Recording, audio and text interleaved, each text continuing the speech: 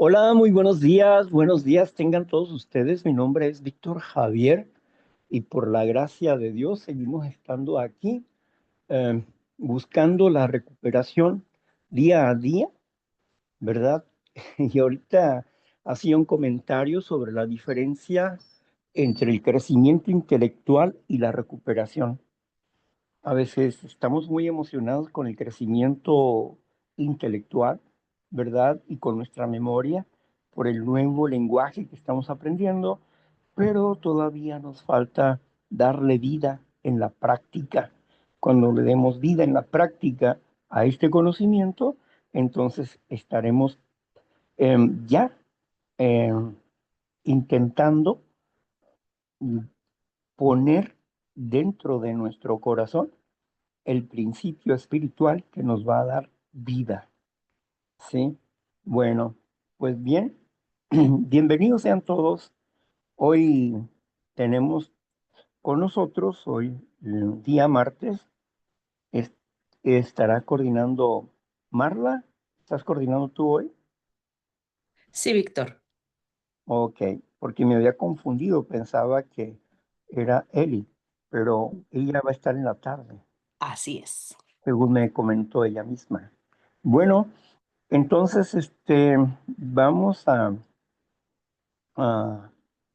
empezar con la reflexión y posteriormente con la meditación de la parte de San Juan que nos corresponde el día de hoy. Y para esto, pues, Marla estará coordinando, leyendo y coordinando este día. Adelante, Marla.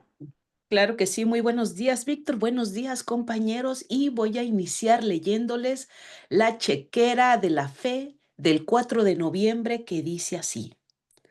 ¿Quién dijo? Así ha dicho Jehová, hacer en este valle muchos estanques, porque Jehová ha dicho así.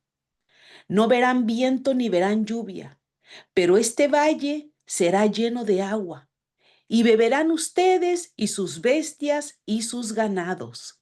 Eso lo encontramos en Segunda de Reyes 3:16 al 17. Tres ejércitos estaban pereciendo de sed y el Señor intervino.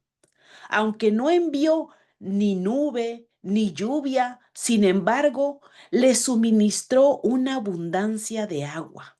Él no depende de métodos ordinarios, sino que puede sorprender a su pueblo con cosas novedosas de sabiduría y poder.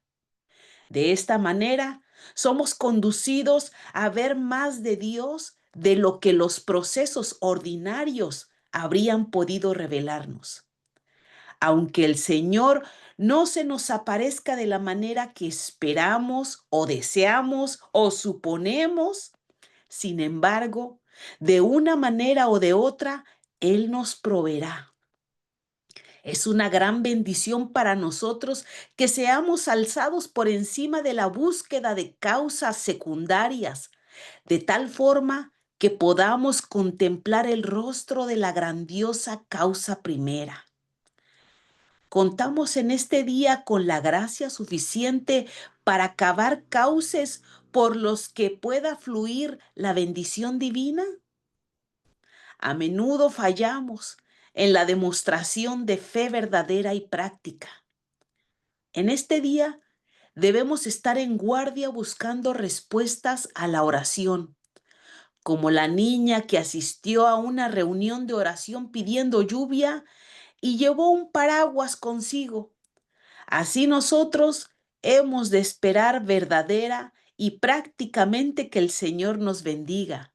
Llenemos el valle de estanques y esperemos verlos todos llenos. Amén. Adelante, Víctor, con esa reflexión.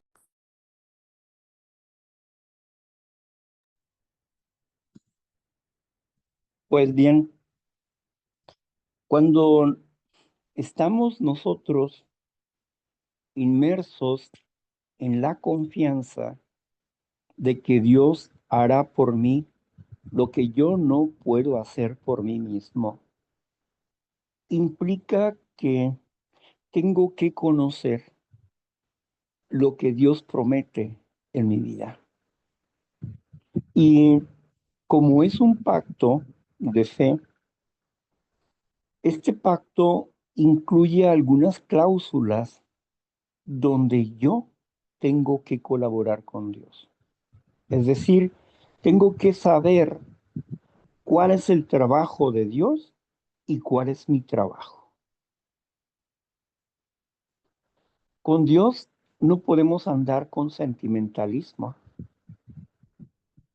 sino que tenemos que actuar en base al razonamiento espiritual, que es en base a una racionalización espiritual y no con sentimentalismos. Podemos percibir el sentimiento de amor, de cariño, de paz, de satisfacción, aún emocionarnos intelectualmente por lo que estamos aprendiendo y creer que estamos sintiendo la recuperación. Pero no, es la esperanza del aprendizaje. Cuando nos metemos al dolor de la práctica, porque la práctica implica un dolor, es abandonar una forma de ser para crear una nueva forma de ser. Y esos huecos del valle que el pueblo tendría que hacer para que viniera la lluvia, una lluvia de, fuera de época, y lograr así que el pueblo tomara agua. Esa esperanza, esa forma de cavar, esperando la respuesta de Dios, es cuando nosotros nos, nos metemos, nos metemos a hacer lo que Dios dice sin pensar que es imposible, sino porque Dios lo dice y Él lo ha prometido, por eso es posible. Por esa acción es posible, porque Dios lo dice. Cuando tenemos esta firme pensamiento, sabemos que Dios provee. Dios premia a los que le buscan. Cuando temprano lo buscan, Dios premia a los que le buscan. Fíjense, como les he comentado en otras ocasiones, Dios no dice que premia al que lo encuentra, sino que premia al que le busca. Y les he comentado que si Abraham tuvo una acción espiritual desde su infancia, hasta los 75 años se encontró con Dios. ¿Qué acaso en esos 75 años Dios lo ignoró? No, estaba viendo su crecimiento, estaba viendo su desarrollo espiritual, cómo él trabajaba con principios espirituales en su casa, con su pueblo, con sus empleados, etcétera. Y ahí también estaba la bendición de Dios. Pero cuando aparece o cuando se encuentra con Dios, su vida toma un rumbo diferente. A los 75 años, Abraham no tenía hijos y Dios le prometió un hijo y él creyó y se echó a andar. Deja a tu tierra y tu parentela y te mostraré la tierra donde fluye leche y miel. Y todo lo que tú pises, será para ti y para tu pueblo. Y él entendía que era un peregrino en la tierra y que no tenía derecho a la tierra todavía, Por eso murió en la esperanza de obtener la tierra prometida.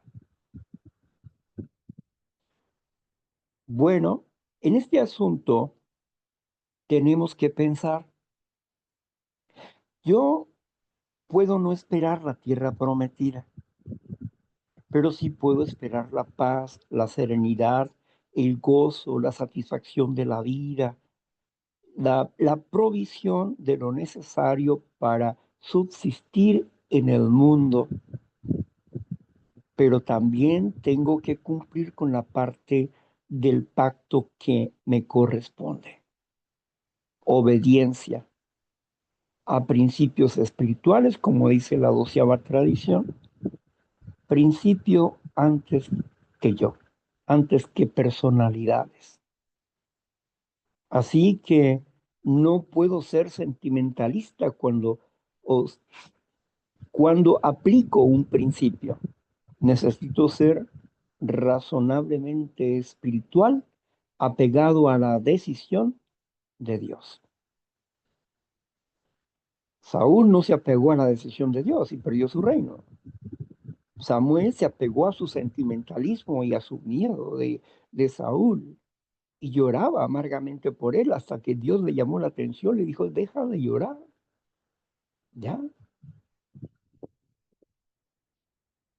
Y Samuel paró de llorar.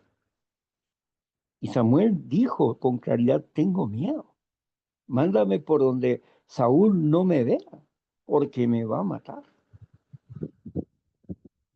explicó Samuel. A veces atrapados por el miedo y el sentimentalismo, hacemos cosas incongruentes espiritualmente hablando. Pues bueno, aquí nos dice que debemos de andar conforme a la esperanza que Dios nos ha dado. Gracias.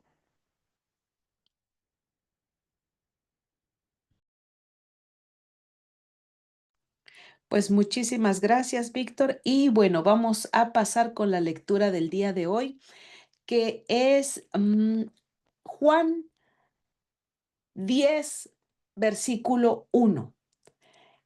Y bueno, voy a comenzar a leer. Dice así, parábola del redil. De cierto les digo, el que no entra por la puerta en el redil de las ovejas, sino que sube por otra parte, ese es ladrón y salteador. Mas el que entra por la puerta, el pastor de las ovejas es. A éste abre el portero, y las ovejas oyen su voz, y a sus ovejas llama por nombre, y las saca. Y cuando ha sacado fuera todas las propias, va delante de ellas, y las ovejas le siguen porque conocen su voz. Mas el extraño no seguirán, sino huirán de él, porque no conocen la voz de los extraños. Esta alegoría les dijo Jesús, pero ellos no entendieron qué era lo que les decía. Víctor, si le parece bien, me detengo ahí o continúo como usted me diga. Continúe con la explicación que da de la alegoría esa. Gracias. Claro que sí. Muy bien. Continúo. Dice, volvió pues Jesús a decirles, de cierto les digo, yo soy la puerta de las ovejas. Todos los que antes de mí vinieron, ladrones son y salteadores, pero no los oyeron las ovejas. Yo soy la puerta. El que por mí entrare será salvo y entrará y saldrá y hallará pastos. El ladrón no viene sino para hurtar, matar y destruir. Yo he venido para que tengan vida y para que la tengan en abundancia. Yo soy el buen pastor. El buen pastor su vida da por las ovejas. Mas el asalariado y que no es el pastor de quien no son propias las ovejas, ve venir al lobo y deja las ovejas y huye. Y el lobo arrebata las ovejas y las dispersa. Así que el asalariado huye porque es asalariado y no le importan las ovejas.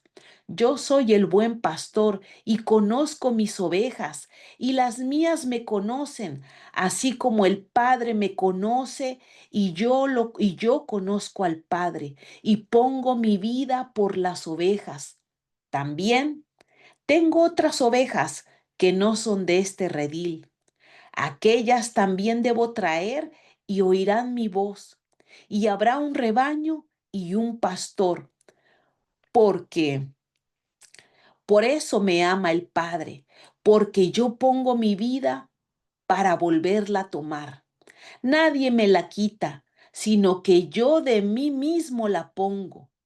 Tengo poder para ponerla y tengo poder para volverla a tomar. Este mandamiento recibí de mi Padre. Volvió a haber disensión entre los judíos por estas palabras. Muchos de ellos decían, demonio trae Está y bien, está fuera de... Perfecto. gracias. Aquí escuchamos al Señor Jesús. Primeramente lo escuchamos con una parábola y al principio puede sonar incomprensible por lo que está diciendo. El, el que no es el pastor entra por otra parte, pero el pastor entra por la puerta y el portero le abre. Él le habla a sus ovejas y sus ovejas oyen su voz y le siguen. Y el pastor a las ovejas le llama a cada una por su nombre. Dice posteriormente al explicar, dice, antes de mí, vinieron los que no eran pastores, sino ladrones, asesinos, asalariados.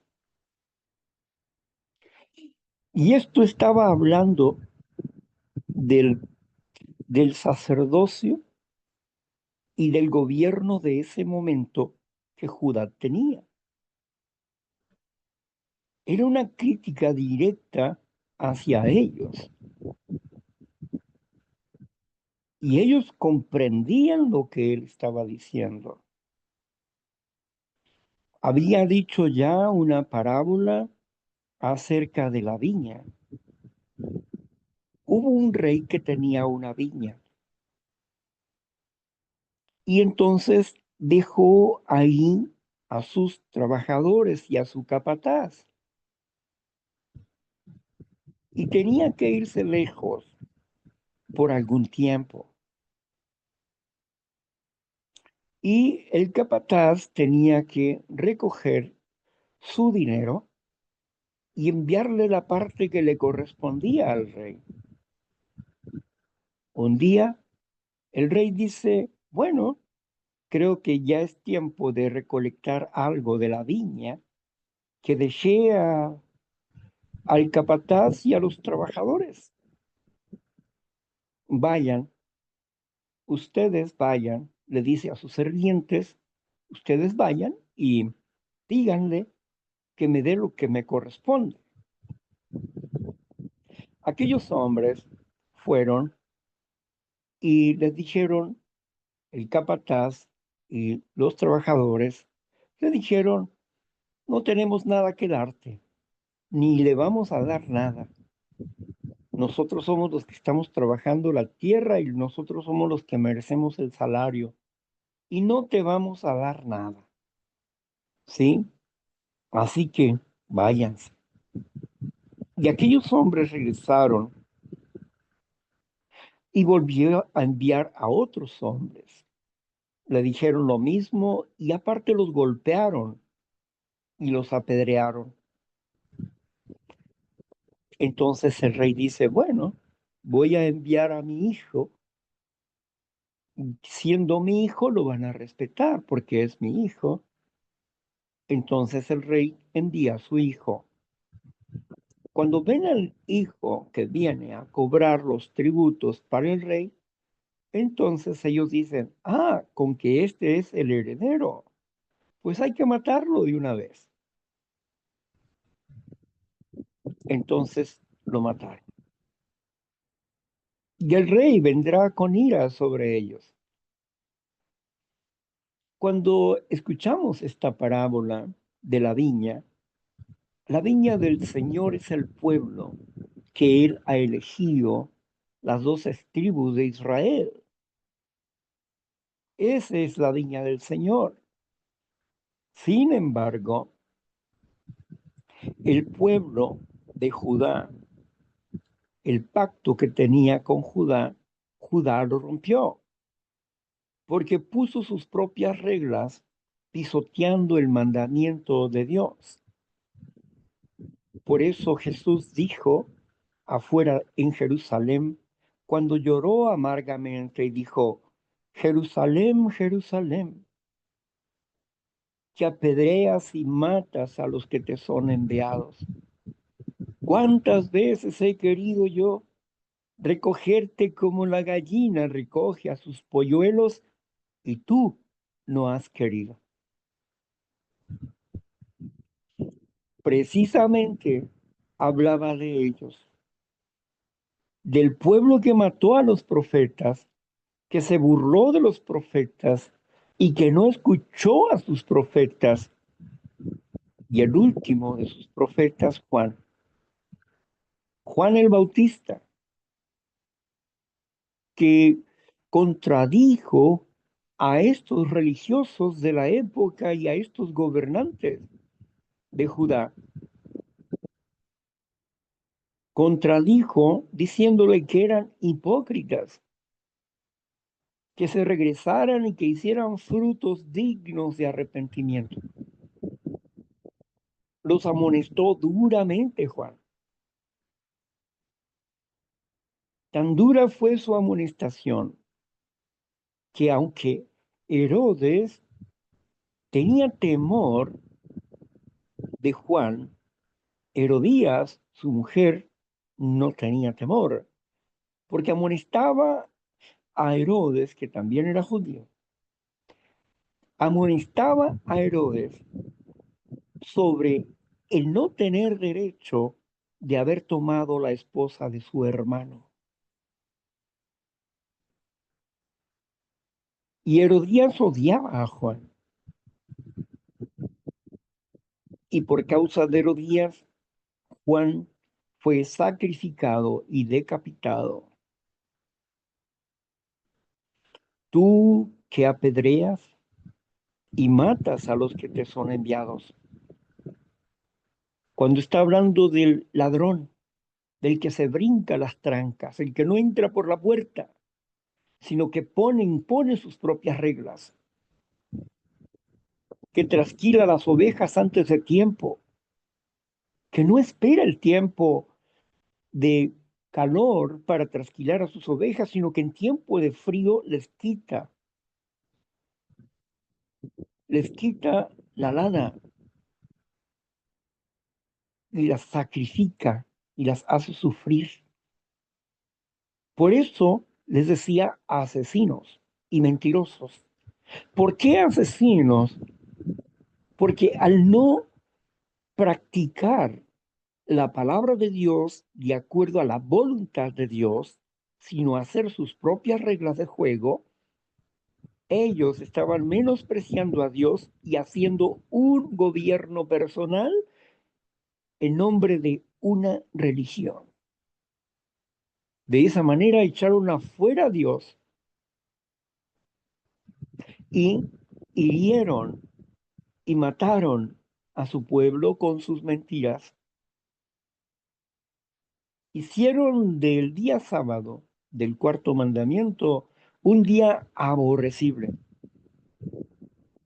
donde había más de 62 reglas que hablaban de cómo debían de guardar el sábado.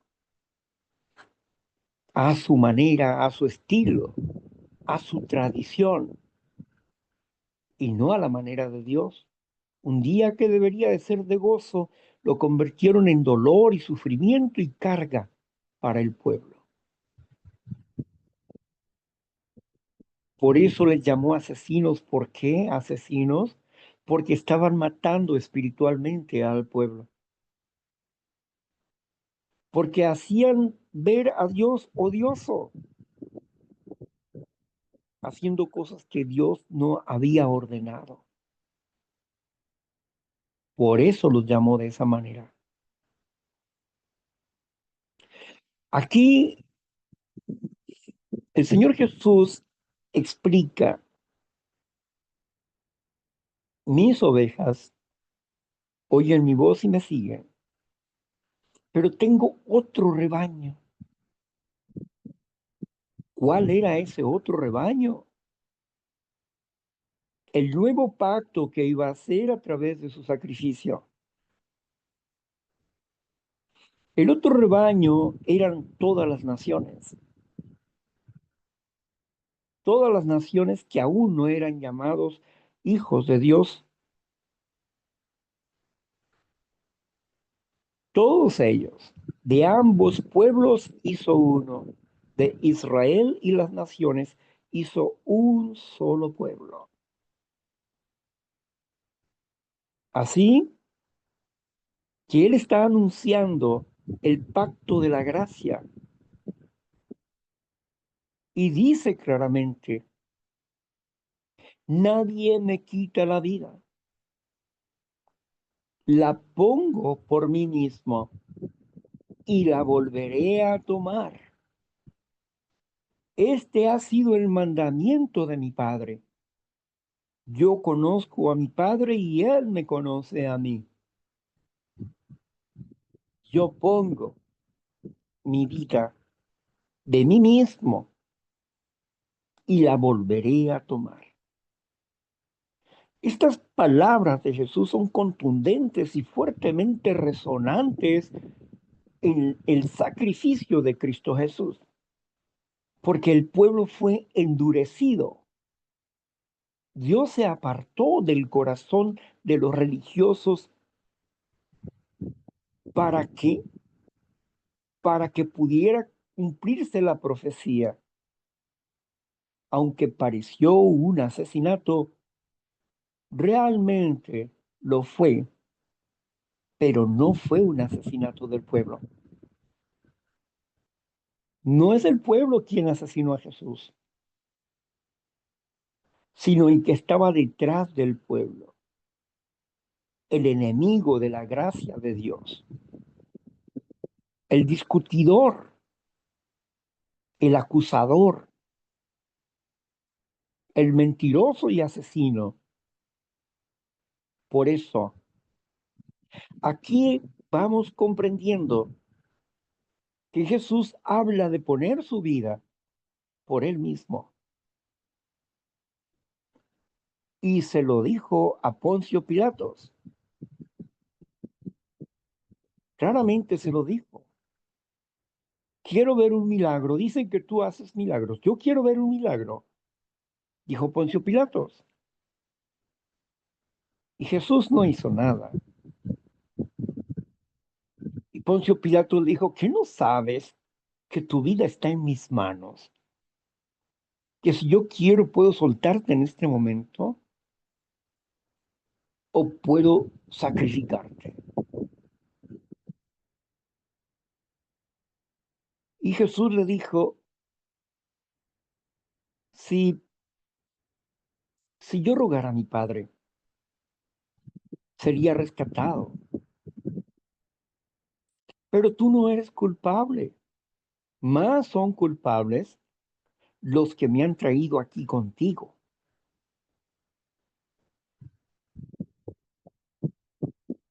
Ah, ¿acaso tú eres rey? Para esto he venido. Entonces, Poncio Pilatos, al tratar de evitar la muerte de Jesús, propone soltar en la fiesta, en la víspera de la fiesta de la Pascua, a un hombre, Barrabás, un, un- una persona que seducía a la gente, que convencía a la gente y que también era salteador y asesino, a cambio de Jesús, que era inocente, porque así lo notó el propio Poncio Pilatos, su veredicto era de inocente, pero le dijeron, le gritaron, si no haces justicia contra ese blasfemo, o sea, Jesucristo, si no lo sacrificas, eres enemigo del César y al César iremos. Por verse en una situación política difícil y al ser amenazado de esta manera, Poncio Pilato no puede soltar a Jesús, aunque lo desea. Y entonces anuncia y pone a Barrabás de un lado y a Jesús del otro. Y entonces le dice al pueblo, ¿a quiénes quieren ustedes? ¿Al rey de los judíos o a Barrabás? Y todos gritaron, Barrabás, Barrabás, Barrabás. Así Jesucristo iba a dar su vida por el pecador. Pero el corazón del pueblo estaba endurecido. Parte del pueblo estaba endurecido. Había dentro de la multitud fieles, pero ¿acaso el pueblo asesinó a Jesús? Fue la mano que utilizó el diablo y Satanás para destruir a Jesús. En Génesis capítulo 3 versículo 15, vayamos allá a Génesis capítulo 3 versículo 15 para recordar una promesa que el Padre hizo sobre la redención del ser humano. Escuchemos. Dice, dice así, 3:15. Aquí está. Yo pondré enemistad entre la mujer y tú, y entre su descendencia y tu descendencia. Ella te herirá en la cabeza y tú la herirás en el talón. Muy bien. ¿De qué está hablando esta promesa? ¿A quién le está hablando Dios ahí? Le está hablando a la serpiente, al enemigo, al gobernante de este mundo. Y le dice, yo pondré enemistad entre tú y tu descendencia. Aquí hablan de dos semillas. La semilla de la mujer. La mujer es la congregación de Dios, no es Eva, es la congregación de Dios. La línea de la congregación de Dios comienza con Abel, sigue con Enos, luego Enoc, y luego tenemos a Noé, y así hasta llegar a Abraham. Esa es la línea de los descendientes de Dios. Y la familia de Caín es la parte que corresponde a la serpiente. Veamos esto un poco más claro. Vayamos a Primera de Juan, capítulo 3, versículos del 8 al 10.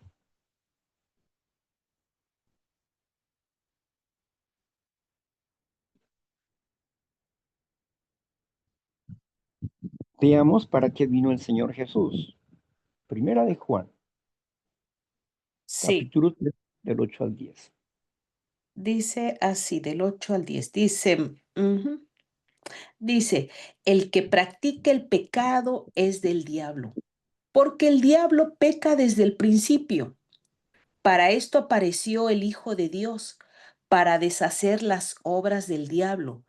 Todo aquel que es nacido de Dios no practica el pecado, porque la simiente de Dios permanece en él y no puede pecar, porque es nacido de Dios. En esto se manifiestan los hijos de Dios y los hijos del diablo. Todo aquel que no hace justicia y que no ama a su hermano, no es de Dios. Amén. Aquí es justamente lo que está diciendo el versículo, capítulo 3, versículo 15 de Génesis. Habla, y pondré enemistad entre mi congregación y tu simiente, tu semilla. Luego dice, tú le irás en el carcañar. Sí, tú le vas a herir ahí, en la pierna ahí, pero él te dará en la cabeza. En esta parte tú le herirás, pero él te aniquilará. Es precisamente cuando Jesucristo dice, yo pongo mi vida de mí mismo, nadie me la quita, y la volveré a tomar. Y este es el mandamiento del Padre. Iba a sacrificar, a sacrificarse. El enemigo podía proclamar victoria por haber matado al Mesías,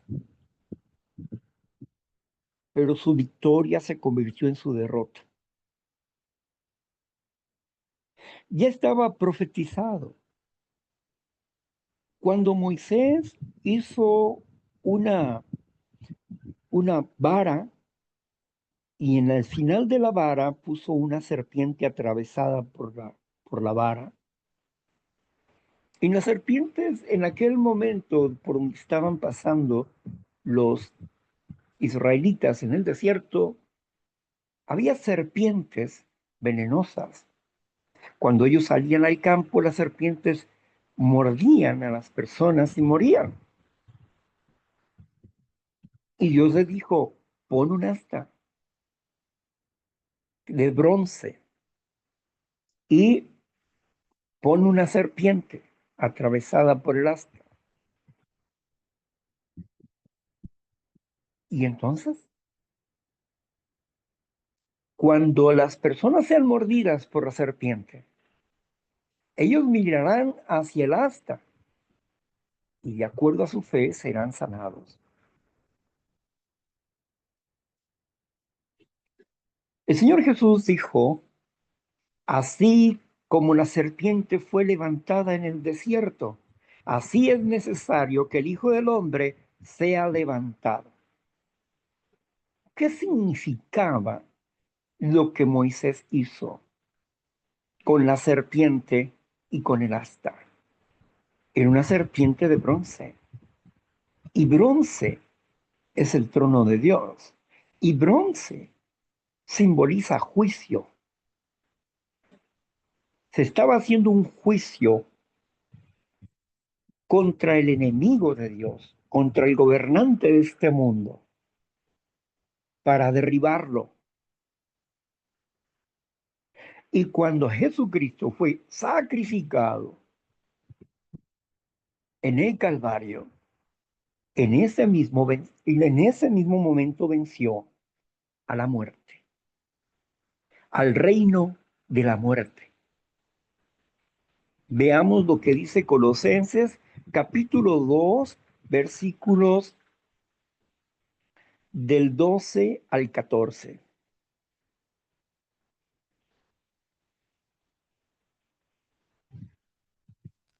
Muy bien. Dice así, del 12 al 14. Aquí está. Dice, sepultados con él en el bautismo en el cual fuiste también resucitados con él, mediante la fe en el poder de Dios, que le levantó de los muertos, y a ustedes, estando muertos en pecados y en la incircuncisión de su carne, les dio vida juntamente con él, perdonándoles todos los pecados, anulando el acta de decretos que había contra nosotros, que nos era contraria, quitándola de en medio y clavándola en la cruz. Amén. Amén. Aquí está hablando Jesús, que nosotros a través del bautismo recibimos perdón de los pecados y recibimos el Espíritu de Dios. Y que al perdonar nuestros pecados por su sacrificio en la cruz, Él había, en su sacrificio, había acabado con la muerte. ¿Qué decreto nos era contrario? La paga del pecado es muerte. Romanos 6:23. La paga del pecado es muerte. La paga por transgredir la ley de Dios es muerte. Y la muerte espiritual es la separación del hombre y Dios. Y la muerte física es la separación del cuerpo y el espíritu. Y la muerte eterna es la destrucción del espíritu y el cuerpo del ser humano. Y jamás volverá nadie a tener memoria de él. Tres tipos de muerte. El juicio final es la muerte eterna. Pero aquí nos habla de la muerte espiritual. Por eso dice, de tal manera amó el Padre Dios al mundo, que ha dado a su Hijo unigénito, para que todo aquel que ponga su fe en Él no sea muerto, no vea muerte, sino que tenga vida eterna. Ese decreto fue puesto en la cruz del Calvario, anulando este decreto que nos era contrario, la muerte. Él les dará vida juntamente con Él, dice, por cuestiones de los bautismos que simboliza muerte y resurrección. Y así como hemos sido resucitados juntamente con Cristo, andamos en una vida nueva. Por eso lo que se anula aquí en la cruz no son los mandamientos como algunos pretenden mm, dar a conocer. No, es la muerte. ¿Por qué? Porque Dios promete vida eterna a aquellos que Él llama y Él reconoce como sus hijos. A estos les ha dado la promesa de que tendrán vida eterna y que no verán muerte, es decir, que no van a morir para siempre. Por eso, en Hebreos capítulo 11, versículo 13 dice, todos estos murieron en la esperanza de la resurrección, viendo de lejos las promesas de Dios. No recibieron esto. Y Pablo dice que ninguno se va a adelantar a la resurrección, sino que todos procederemos a resucitar en un momento, en un instante. E Isaías dice, y será nacido mi pueblo, un pueblo en un día. ¿Quién ha visto semejante cosa? Tremendo. La esperanza que Dios pone en nuestras vidas. Cuando Jesús dijo, les contestó a esta pregunta, ¿por qué les hablas en parábolas? Y Jesús les dijo claramente, y aquí está hablando del endurecimiento del corazón. Fíjese usted lo que dice Jesús, el Salvador del mundo, el Mesías, el prometido de Israel, que vino a traer un juicio a Israel. para poder quebrantar ese pacto y hacer un nuevo pacto, el pacto de la gracia. Fíjese bien lo que dice Jesús. Les hablo en parábolas para que teniendo oídos escuchen y no escuchen, para que teniendo ojos no vean, y sus corazones, se conviertan a mí y vengan a mí y yo los sane. Jesús estaba diciendo, no, no es el tiempo de ellos. Ellos están siendo endurecidos para que se cumpla una profecía. No les dijo así, claramente, ¿verdad? Pero sí les dijo que no era el tiempo, que ellos oirían pesadamente, verían las cosas, pero que no las comprenderían, para que ellos no se arrepintieran y se convirtieran a Él y vinieran a Él y Él pudiera sanarlos.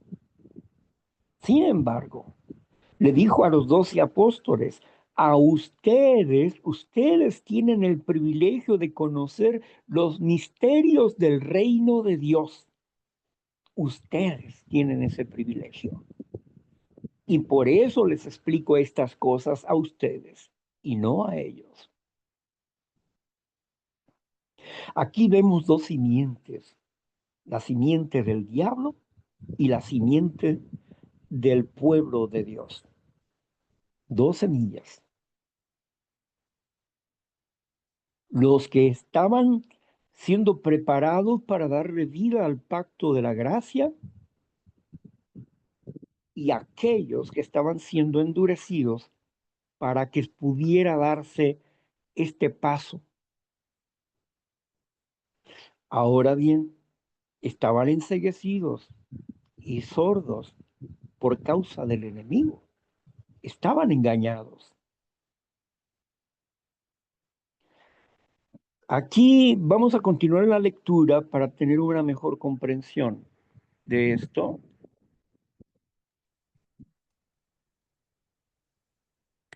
Bueno, continúo con la lectura. Dice, volvió a haber disensión entre los judíos por estas palabras. Muchos de ellos decían, demonio tiene y está fuera de sí.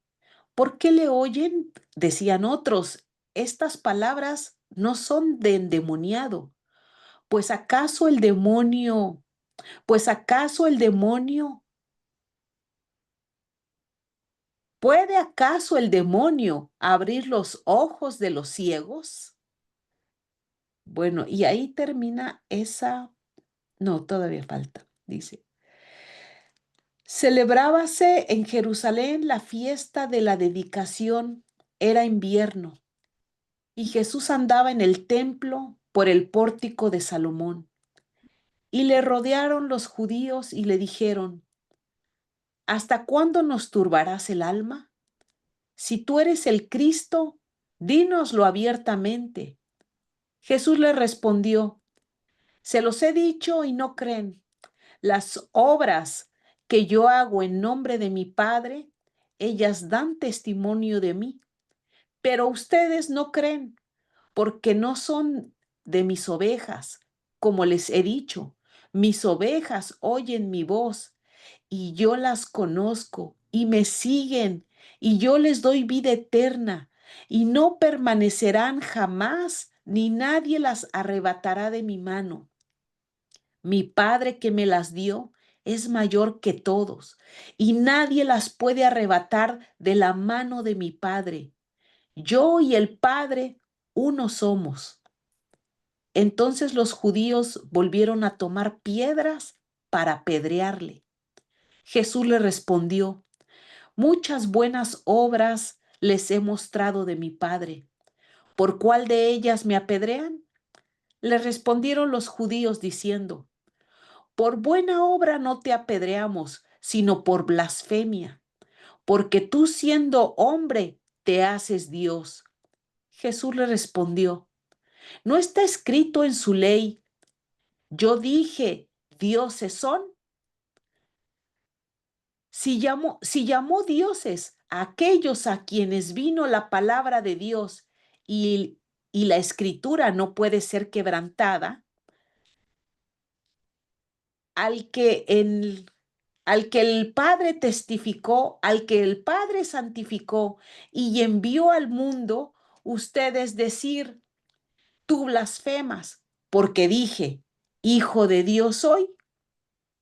Si no hago las obras de mi Padre, no me crean, mas si las hago, aunque no me creas a mí, cree en las obras para que conozcas y creas que el Padre está en mí y yo en él.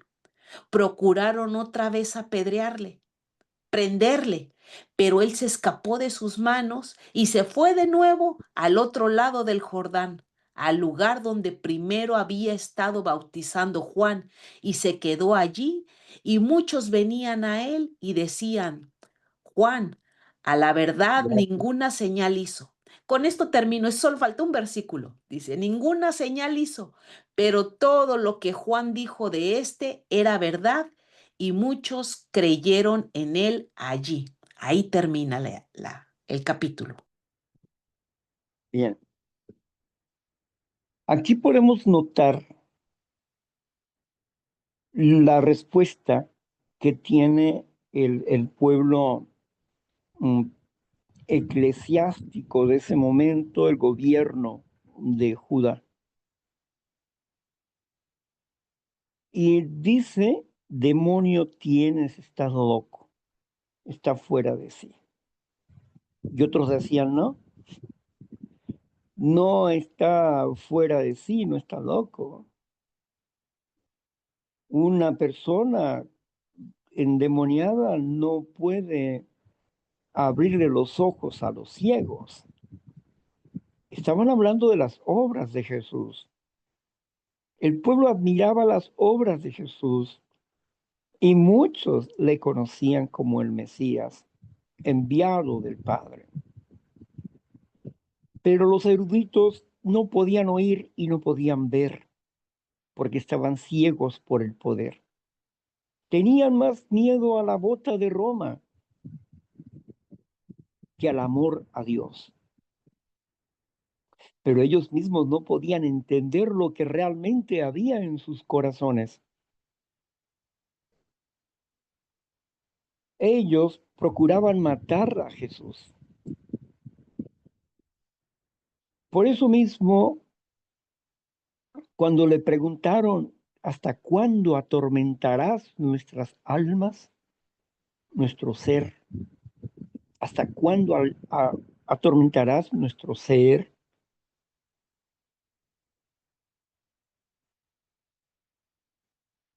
Y dinos claramente si eres el Mesías. Y él claramente se los dijo, yo se los he dicho, pero ustedes no me creen. Las obras de mi Padre hago. Vean mis obras y aunque no crean en mí, crean en mis obras que provienen del Padre.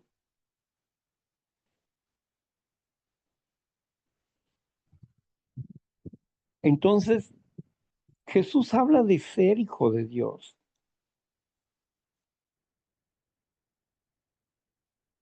y dice, no te apedreamos por mala obra, sino porque siendo tú hombre, te haces Dios. Él nunca dijo que era Dios, dijo que era hijo de Dios, que era enviado de Dios, que era el Mesías, el escogido de Dios, el unigénito del Padre, pero ellos no podían oír ni ver, estaban ciegos y sordos, endurecidos en sus corazones, en sus propias ideas. Por eso Jesús le responde con el Salmo 8, diciéndoles, en su ley Dios ha escrito, ustedes son dioses. Y si Dios les dijo a aquellos que guardaron sus mandamientos que son dioses, y sabemos que la ley no puede ser quebrantada, o sea, lo que dice la ley, así es, y no puede ser cambiada. Entonces quisieron arrestarles, ya no apedrearles, sino arrestarles.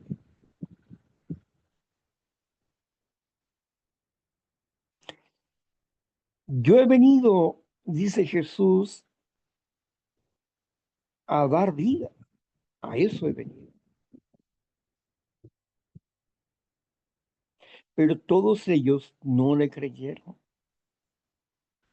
Todo esto estaba en víspera de la Pascua, en la cual Jesucristo iba a ser sacrificado. Qué importante es entender el mensaje del Mesías para comprender que lo que dice el mundo en cuanto a, al asesinato de Jesús, lo que escribió Constantino, sí, el precursor de la gran iglesia del imperio, el que creó la gran iglesia del imperio, este emperador Constantino, que dijo que había tenido un sueño y que con la cruz en sus escudos iba a obtener la victoria en Cristo. Él tenía deseos de unir a Roma porque Roma estaba dividida. ¿Y qué es lo que escribe Constantino cuando después de 2 años de darles el perdón para que se pusieran de acuerdo en las enseñanzas cristianas y donde la iglesia de Dios nunca figuró y nunca estuvo en ese concilio? Porque la iglesia de Dios no tiene nada que ver con la política. El propio Jesús dijo, vámonos inmediatamente de aquí porque viene el gobernante de este mundo y ni él tiene parte conmigo, ni yo tengo parte con él. ¿Por qué? Porque Jesús anuncia el reino de Dios y el enemigo anuncia su reino de muerte. Su gobernante es el gobernante político de este mundo, de esta sociedad. Y lo vemos cuando fue bautizado y fue impelido por el Espíritu al desierto y después, cuando llegó los momentos de la prueba, en una de ellas le dice, lo sube en lo alto, en la última, y le dice, mira, todos estos reinos se me han dado a mí. Jesús nunca le dijo eso, ¿no es cierto? No le dijo eso.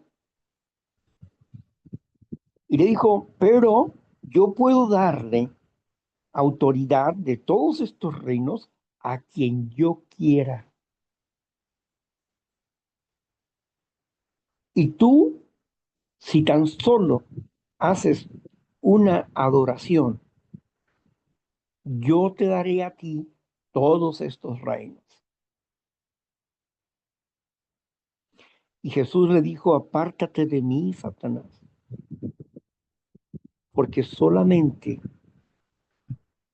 al eterno Dios, al eterno tu Dios, adorarás. Y el enemigo se fue por un poco de tiempo. Aquí vemos al enemigo utilizando a sus jefes políticos, religiosos, para matar al Mesías, que era su enemigo, que ya lo había identificado, ya había intentado matarlo cuando era pequeño. Ahora el enemigo pensaba que iba a tener una victoria cuando le diera muerte a Jesús y obtuvo una derrota. porque precisamente dice, pues, que la paga por quebrantar la ley de Dios es la muerte. Pero Jesús no había quebrantado ningún mandamiento. La muerte no podía retenerlo. Por eso 3 días y 3 noches estuvo durmiendo en el sepulcro, en el infierno, ya que sepulcro significa infierno. Acuérdense, infierno significa hueco, vacío. Siento un infierno en mi estómago. ¿Qué estoy diciendo? Siento un vacío, es lo que estoy diciendo. Entonces, hueco o vacío es infierno. Y ahí no hay fuego. Hades es el lugar de los muertos, el panteón. Y Jesús estuvo 3 días y 3 noches durmiendo, esperando la decisión del Padre. Y en 3 días se tomó la decisión y en 3 días hubo un juicio por el asesinato de Jesús y el Padre le dio vida a Jesús. Y de esa manera venció, derribando al enemigo y venciendo la muerte. ¿Dónde está, oh muerte, tu aguijón? ¿Dónde, oh sepulcro, tu victoria? No, el sepulcro ya no tiene victoria, porque las llaves del Hades fueron dadas a Jesús. Las llaves, sí, las claves principales fueron dadas a Jesús. La liberación de la muerte. Hades es panteón, el lugar de los muertos.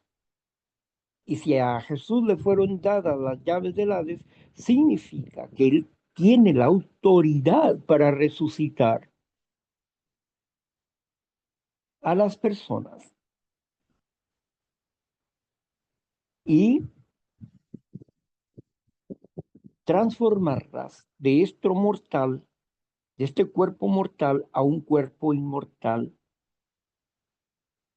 de este cuerpo físico a un cuerpo espiritual, como lo señala el apóstol Pablo. Tenía que pasar por ese momento.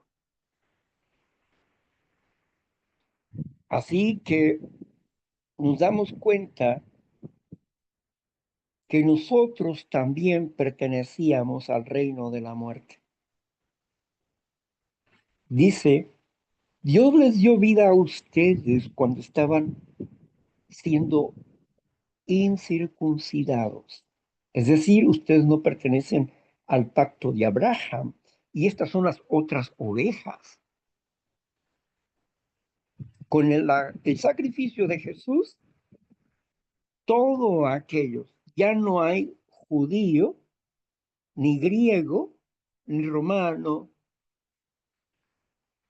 sino que todos tienen el derecho a pertenecer a la congregación de Dios.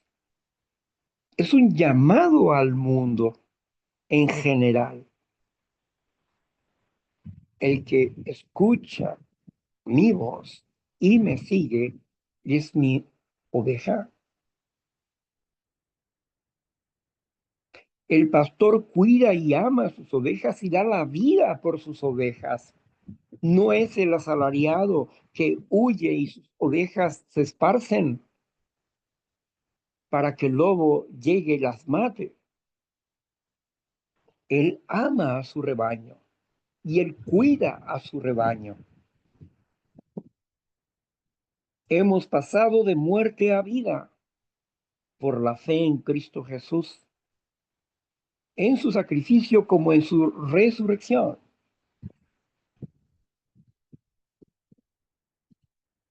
Hemos sido perdonados por nuestros pecados pasados, por eso no tenemos deudas con el pasado.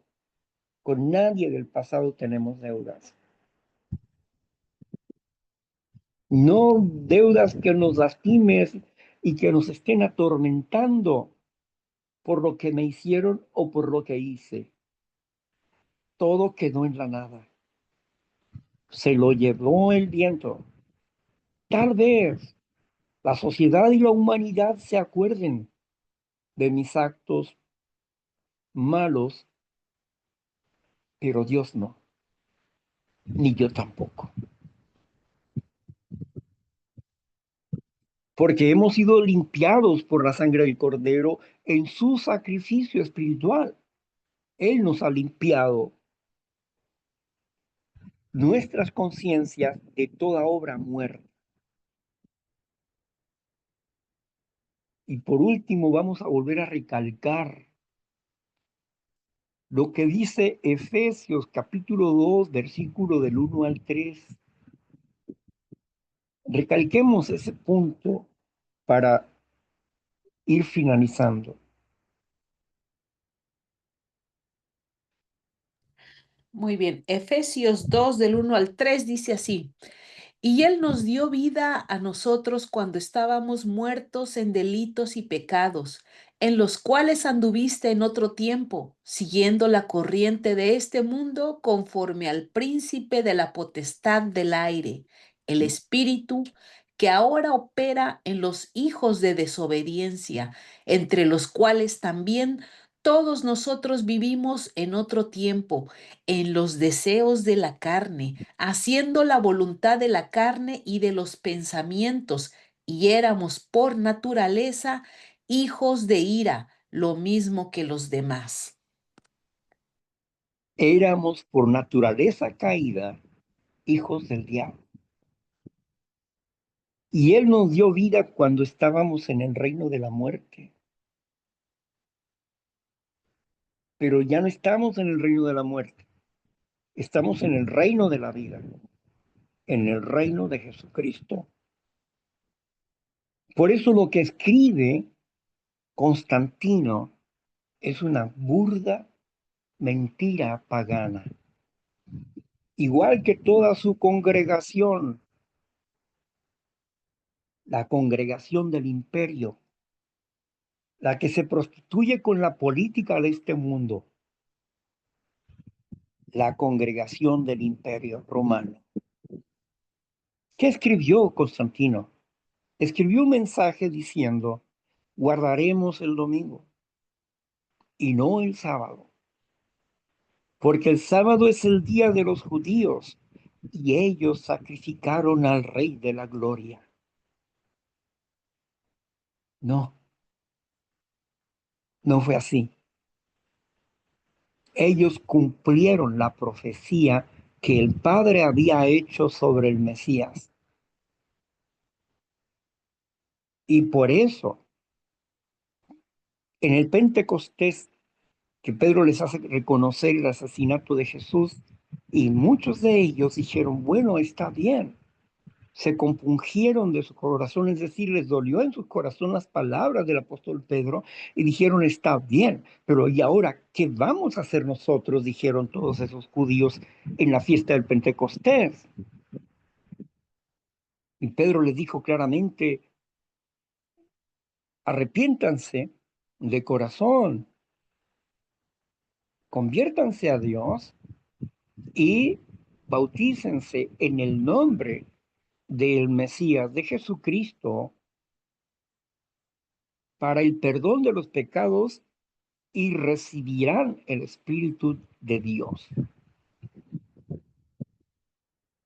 Entonces, si Dios perdonó al pueblo y lo perdonó no solamente cuando en el discurso de Pedro, sino cuando él estaba en la cruz. Padre, perdónalos porque no saben lo que hacen. Jesús entendía que era un proyecto, que era un plan y que estaba siendo impulsado por quien engaña a las naciones, Satanás. El reino de Dios no tiene que ver con la política de este mundo en lo absoluto. No nos enredamos en la política de este mundo. Esa es la diferencia de la congregación de Dios, que permanece limpia, mientras que la congregación del imperio, la iglesia del imperio, está montada en el sistema político sobre el dragón. Allí está la mujer, ebria de la sangre de los santos, porque persigue a la iglesia de Dios para destruir. Así hay una gran diferencia en lo que es de Dios y lo que no es de Dios, en lo que el enemigo establece y en lo que Dios establece. Son cosas completamente diferentes, como lo blanco y lo negro. Bueno, pues gracias Dios por darnos esta reflexión en esta mañana. Te damos gracias, te alabamos y te bendecimos y glorificamos tu santo nombre, porque en él encontramos tu justicia, tu paz, tu amor, tu gracia, tus mandamientos y tus preceptos que nos colman de bendiciones. A ti sea la honra y sea la gloria por siempre y para siempre. Gracias por amarnos de tal manera que diste nuestras vidas por nosotros, Señor, limpiando así nuestras vidas para poder llegar a crecer en ti, Padre eterno, y posteriormente ser transformados en hijos perfectamente nacidos para ti. Gracias, Señor Jesús, por toda esta esperanza. En el nombre del Padre, te alabamos, Señor Jesucristo. Amén.